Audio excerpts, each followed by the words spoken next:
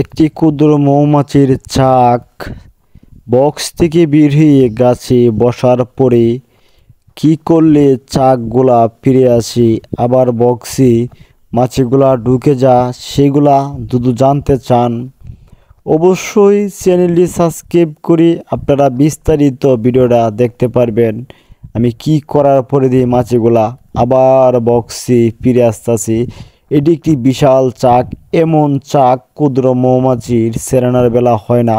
আসলে এই চাকগুলো আমি কিভাবে এত বড় করেছি সে বিষয়েও আপনারা জানতে পারবেন। এজন্য অবশ্যই আরও কিছু জানার থাকলে অবশ্যই আমাকে কমেন্ট করবেন, তাহলে আপনারা সঠিক তথ্যটা পেয়ে যাবেন। আসলে বড় কথা হলো আপনাদেরকে কি বলবো, সাবস্ক্রাইবের কথা। আপনারা তো বললেই সাবস্ক্রাইব করেন না। আপনারা মনে করেন সাবস্ক্রাইব করলেই হয়তো আমার কিছু ক্ষতি হয়ে যাবে, এরকম চিন্তা ভাবনা করেন। আসলে আমরা ভিডিও বানাতে কি